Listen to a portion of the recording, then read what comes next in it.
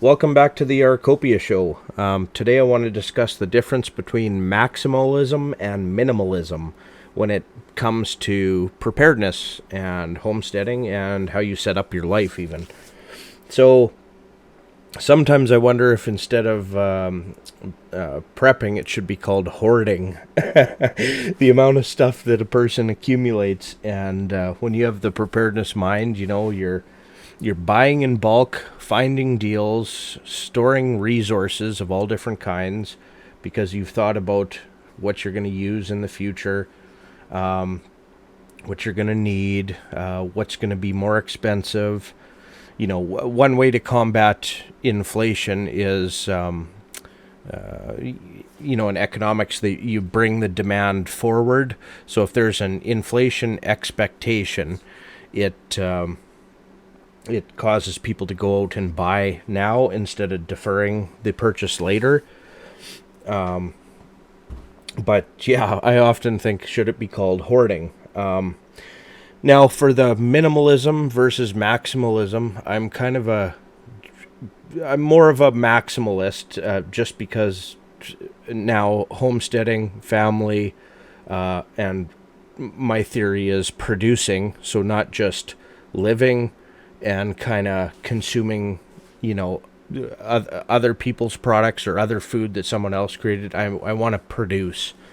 So when you're trying to produce, you need a lot of stuff. But in some ways, I am a minimalist, actually. So just on my dwellings would be an example. I have a very small but very good and very high efficient house, and we love it. It has an incredible amount of benefits over having a large house, and I'll get into that. But I'm also a maximalist, so my shop is pretty big. My greenhouse, people say that's huge, but I want to produce more than I consume in it. And then there's also thermal mass and sizing factors to consider with buildings and stuff like that. But yeah, so prepping, you need so much stuff. It is amazing how much stuff you need. So just buying in bulk, finding the deals. I was getting low on my sleeveless shirts, and I found a deal for custom printed, so I got a test one, and I really liked it. So I ended up buying 14 of the exact same shirts because, hey, I found something I like. They're really good. It's what I wear anyways. I'll just get 14 of them. Exact same color, size, everything. So, yeah, that's just what I do. But kids' clothes, now that I have young children, so whether it's the used marketplace finds, buying boys' clothes lots or boys' shoes lots, or boys' socks and underwear and soccer shoes and a million different things. But we have quite a bit, and thrift store finds and stuff.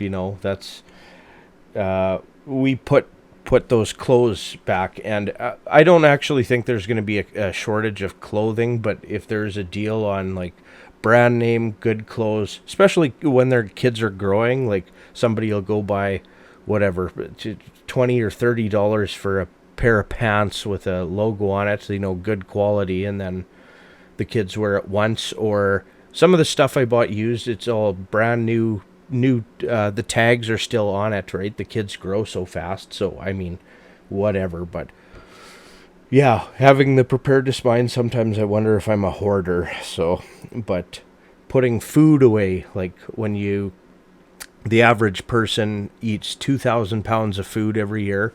So according to the food guides, half of that's fruits and vegetables. Not very many people follow that, but you can go on average 2,000 pounds of food per year. And I've got 3 growing boys to worry about, and it's going to be bloody insane, the amount I'm sure that they're eating.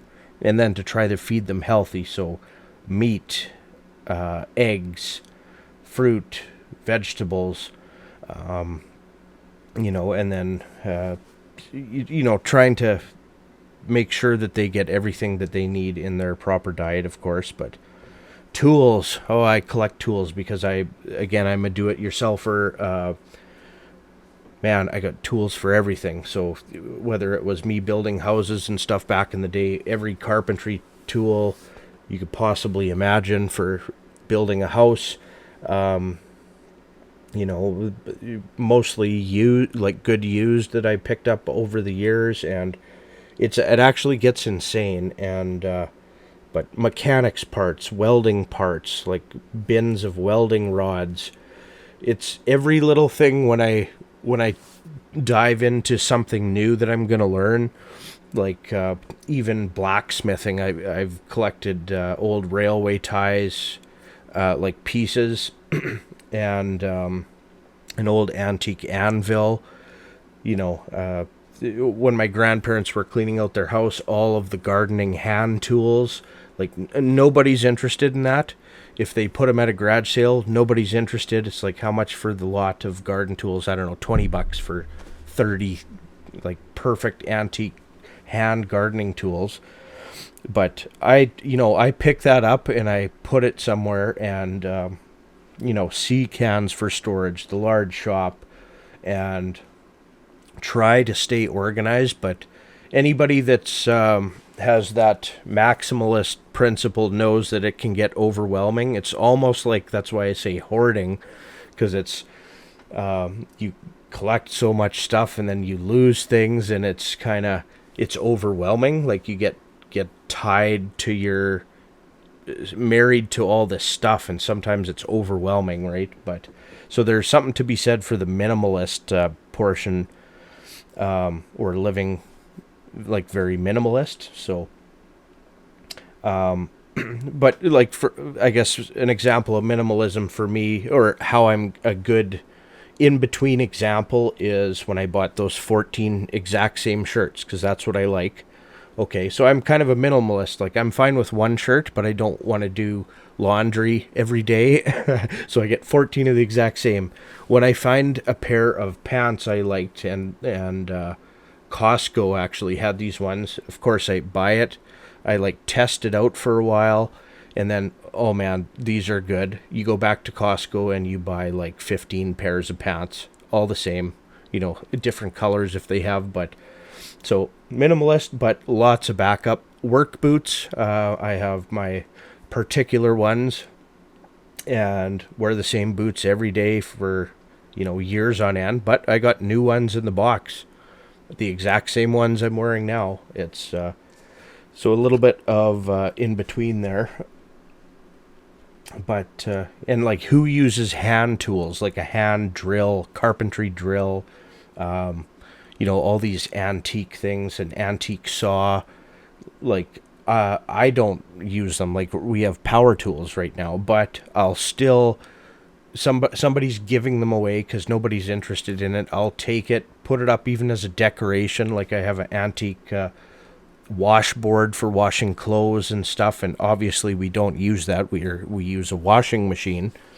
But you know what I mean? It's so I don't know if it's hoarding or prepping, but yeah. So, but there's people, I've seen the tiny house movement, or a bunch of videos, and I appreciate the videos, but the people that kind of build a small cabin or build a tiny house, and they are very minimalist, or they live in a van, the van life or something. Very, very minimalist with their stuff. They have one pot to cook in, one plate to eat with, one fork, one knife. Very minimalist. And I can see that as being a freeing lifestyle type of thing. You can move fast. You're not tied to any belongings, really. But, if you're not consuming a lot, you're doing with less. That's a bunch of freedom as well. But for preparing, I do think putting things away is super important. So, these small little off-grid cabin or tiny house, like, yes, you consume a lot less. Yes, you can do with less, but in that tiny house in the wintertime and things, you're not growing food, you're not like anywhere close to what you're going to eat, like 2,000 pounds a year or whatever. There's nowhere to really store food if you're kind of mobile or don't have the space.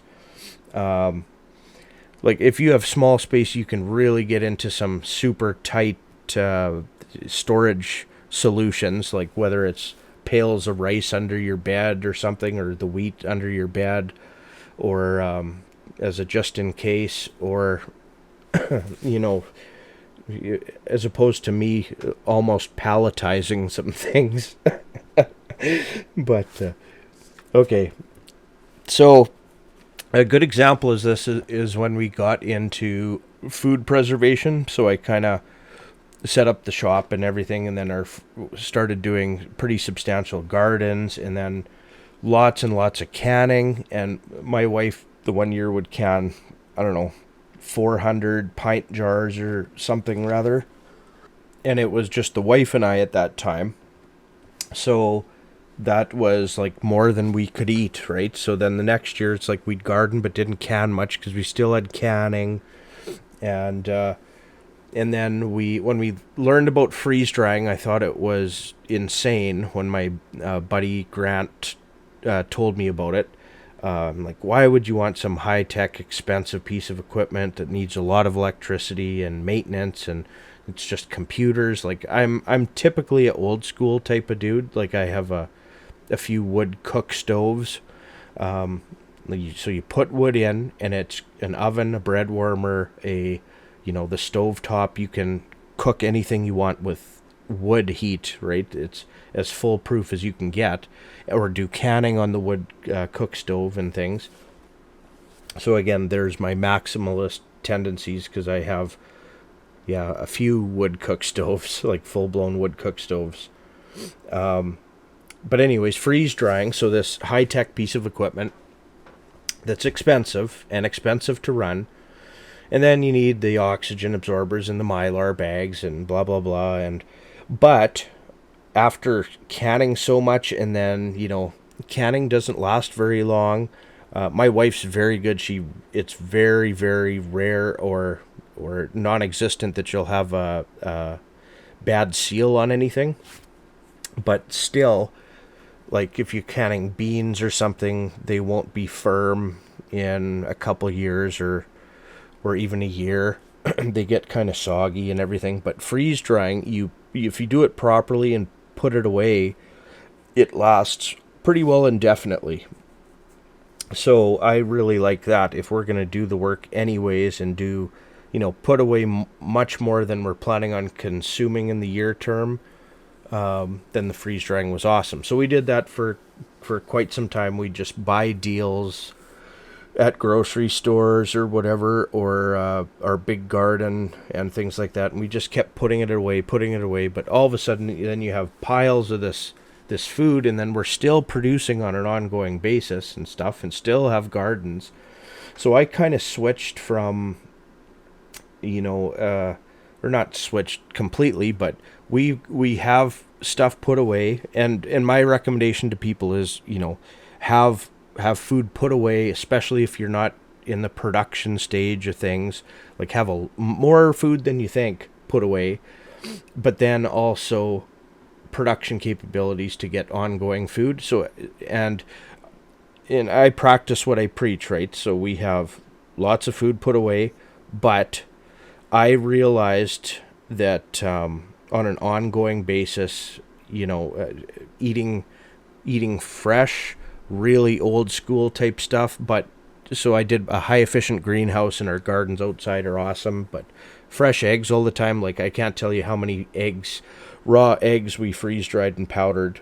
It's and they're awesome. It's 1 teaspoon, or 1 tablespoon of egg and 1 tablespoon of water equals 1 egg or something like that.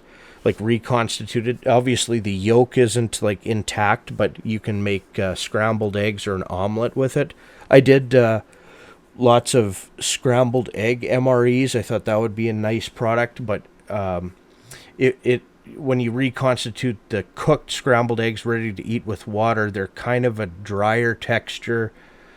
So I actually like the raw eggs, and you just freeze-dried egg powder, water, and then you make your scrambled eggs with that, and it's just like we used a farm fresh egg. But anyway, I got eggs coming out my ears because we're doing chickens, right? So I have some put away, and then I'm doing production. So that was my mentality of, and again, doing both those things, it's tough to do it if you're a minimalist, right? Like, well, that's the opposite of minimalist. That's maximalist stuff. So you're both putting away food for the future, and then you're producing a lot of food on an ongoing basis. Both things aren't tiny house movement, small cabin in the woods, off-grid thing with, where you can just got a little propane tank to heat your little bit of water so you can wash your one dish, and then you just whip to the grocery store or another local farm and buy whatever little bit that you need, and then maybe you produce a tiny little bit of your own stuff. But there's something to be said for that.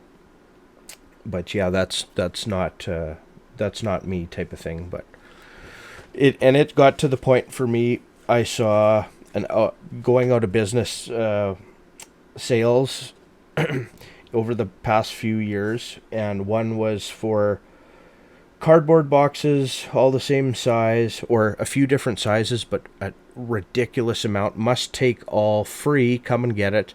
And this ad was sitting there for like months. I'm like, oh man, okay, I'm gonna go get this thing. So I made a couple trips with a massive trailer, and I palletized these boxes, because I don't know if anybody in business realizes what cardboard boxes cost in Canada. It's insane. Like for our freeze-dried smoothie things, the 144 packs, it's double corrugated cardboard on it, like really heavy-duty boxes. Those are like $20 just for the cardboard box now.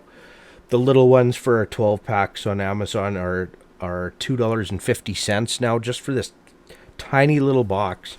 It's insane. But I was thinking for ongoing production, geez, with just inflation or shortages, or if something really goes south, like Canada doesn't have any cardboard box manufacturing. Maybe some people have it stored, but if I'm going to do production for CSA boxes or something, cardboard boxes. So anyways, that's just one example. Another going out of business sale was food grade plastic bags, a heavier gauge, so enough to do, the Hutterites would call it a four chicken bags and 6 chicken bags. They're about that size, as well as some smaller ones. And then the Hutterites actually use copper rebar tie wire to zip those up for customers, and so put some of those away. So I got all these bags, like a whole pallet of bags, put away. It's safe. Like, put it in it's all rodent proof. I know where it is. It's out of my way. Like, you need the buildings to kind of do this. But so it doesn't matter if I'm producing lettuce, tomatoes, meat. Anyways, I have the bags for them, food grade, and boxes to put them in.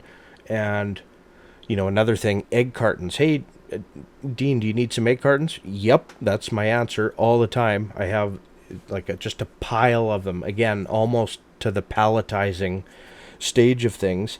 But that's one thing I thought about Canada. Canada literally produces, we can produce an egg, we can produce an animal, we can, to a point, butcher the animal and package it, but with imported packaging, and then the rest is raw commodity farming. So another product I was, just another quick tangent, promise. The first product I was going to do was going to be a milk, fruit, and granola MRE. And I'm like, well, this, I'm trying to help local economy. Turns out the berries were way too expensive, even wholesale, direct from farms. Like, there's no way I can make it into a business anyways. But I thought Saskatchewan, we grow oats, like a huge amount of oats. So let's try to like be a part of the local economy. And unless I was going to build my own granola factory as well as a freeze drying thing, I would. Long story short, we don't do anything here other than cleaning and a little bit of rolling oats. But to use my local oats, I'd have to import them back into Canada from Kansas because nobody makes granola here, right? So it would be like me having to make a granola I thought I'd use a local granola in combination with freeze drying, but anyways, so we do like raw stuff, and anything above raw stuff, there's no packaging, there's no boxes, there's no machinery, there's no parts, there's no production whatsoever. It's just raw stuff. So if I'm going to do, the only guy doing this stuff, you need to have the certain amount of, you have to think about what you need. So whether it's envelopes for something or cardboard boxes, food bags. What's another example? Like bigger bags if you're selling feed, baler twine if you're doing bales. Like putting all that back, what you think you might need, and as they become on sale or if there's deals in bulk. And again, if you have a place to store it that's out of your way, it's not going to overwhelm you with all the stuff you end up accumulating over the years, but and then not just lose it in the back and forget that it's there type of thing. You have to stay organized type of thing. But yeah, so maximalism stuff. So that I was joking with buddies like, well, what if somebody wants to rob you? I'm like, oh man, they need like a week, 4 semis hauling full time and and like 24 guys, and it's just like, because I do so many things. But anyway, building material, like just because I was in that industry a while, it's if I built a house and it needs a whole box of screws or a deck or something, and then you have a quarter of a box left or whatever. Well, I don't throw that in the garbage. Some guys do, actually. I just, put that away, and bolts and screws and nails and tin cladding, and, I've got a pile of OSB before the prices went skyrocketed, put away for what I need to build, and that takes up a lot of space, and that's no minimalism living type of thing. But I don't know if this counts, but fruit trees and things, like for my family, I need, I don't need 32 apple trees, I don't even know how much. I just keep planting them because I want to always produce way more than I'm going to consume. That's just my theory. So I don't know I guess you could be a minimalist, but well, this is how you can be both. You can be a minimalist, a little tiny cabin, but have a maybe massive garden and massive outbuildings. That's kind of what I did. So, but walk-in cooler in the shop. I mean, if you're a minimalist, you're going to have like a oversized mini fridge and maybe a tiny little cooler, and like store enough food in there for, just a few days type of thing. But versus us with walk-in cooler type of thing. And for preparedness, I would say the maximalist way is correct, but I can see the advantage of minimalism. So for example, our small house, and we have 3 small kids. When you have these little kids and I forgot the milk or the bottle, or I got to warm this up, or I need a Kleenex, or the kid needs a snack or something. I couldn't imagine having a big house, let alone like a house with stairs in it. That would have killed me. The little house, everything's was kind of close by. It was very convenient. I didn't realize. I was worried our house is going to be small, but we cook our finished meals in the house and eat in there. We, a little bit of playing sometimes with the kids, and then just sleeping in there. That's essentially what the house does. It's like a safe place to sleep. Otherwise, we are outside people, or in the winter shop.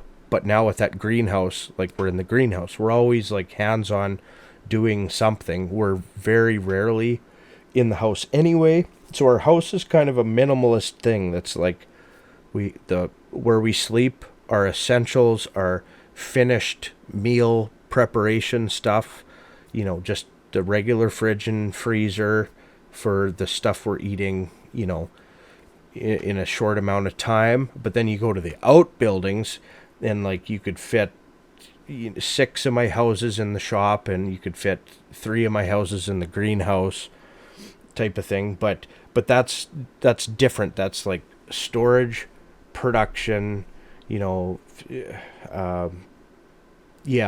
the maximalist, and the house is kind of the minimalist. And there's various different advantages. Like I said, a big house, I couldn't imagine multi-story house. What's the point? Like if that's all you have in the city is your house or something, I can see you need more space. But for living rurally, like, because we're not just confined to our house. We have the outbuildings, and I'm always doing something or fixing something or building something.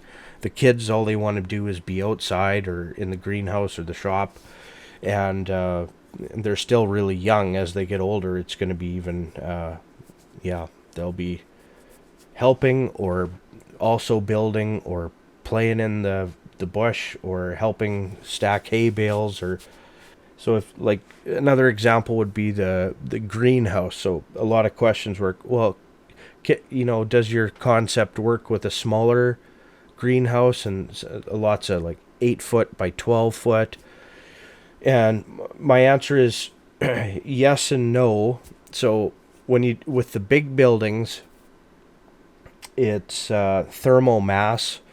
So is the concept. So for instance, my house is my most insulated building, but all my buildings are very, very insulated. But the house has the best windows, the best insulation type of thing, but it's small in there.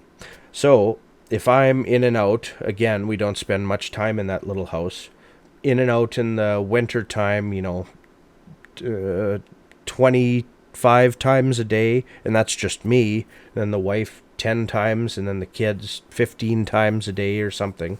That door's like open, close, exchanging air from extreme cold, or in the summertime, extreme heat. So we do air condition our house in the heat of the summer, like the hot days. And then we do have the smallest natural gas furnace we could get. And that furnace was a 40,000 BTU natural gas. And then a tiny airtight gasifier wood stove in that thing. In a little house that's super insulated. Like you burn 3 little sticks in there. I have specific little hardwood stuff that I cut just for the house, so you have a quick hot fire. You can't have logs on it because it will heat ourselves out of that house when it's minus 50 Celsius. But that little house, if we weren't in and out all the time and it just remained closed up, it wouldn't freeze in the winter. It wouldn't be comfortable like t-shirt weather in there, but it would not freeze. The water pipes wouldn't freeze because of the passive solar technology and super insulation. But it only has so much thermal mass in there, like I said. So you're exchanging air every time you're in and out. It has more exterior walls in relation to the footprint in there. It doesn't have like large rock and concrete and just a massive heat sink to the house because it's just smaller. But my shop is, very well insulated, but not as good as the house. but it's just a large footprint, and I dub the term, it's just passive geothermal. So it's just super insulated but connected to the earth in a big way. So that big concrete pad in there. So it doesn't matter how hot it gets in the summer, it's always cool in the greenhouse with no air conditioning because it's just a mass to it. And then on the other hand, in the winter time, once you get the shop up to temperature with a wood stove or whatever, if you didn't heat it, it would take days or possibly weeks to get even close to freezing because it's a well insulated, connected to the earth thermal mass type of thing.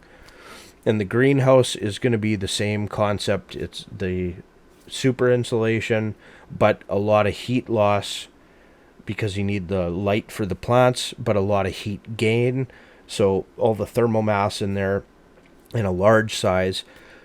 So again, if you're planning on doing an 8x12 greenhouse, when you enter into that greenhouse, you're going to exchange the air quick. It doesn't have a large footprint and a large mass to it to kind of equalize. Again, I've given this example before, but like a pond. So a pond has to be a certain size if you're going to make a pond so it doesn't overheat in the summertime and kill everything and get algae growth, and it doesn't freeze solid and deoxygenate in the wintertime. So the pond has to be a certain size, and then it equalizes. It's just kind of nature's a natural thing. So a tiny house or tiny dwelling almost doesn't work as good. It's kind of a funny thing. It's if you always have a small furnace or something, it's gonna, in a tiny house, it's just gonna run quite a bit but then kick off. Like overall, the heating, like the BTUs needed for the tiny house is less than a dwelling 10 times the size, obviously. But the one 10 times the size per square foot is going to be massively less than the tiny house because it has much more thermal mass, much less exterior walls. It's connected to the earth in a bigger way. So if you're building anything, hopefully that's some advice you can consider with that. So yeah, getting tied to your stuff, that can be overwhelming sometimes. Like not too many people have a library anymore, but I slowly work on a library. So just the amount of books, like hundreds and hundreds of pounds of books, and just kind of in storage.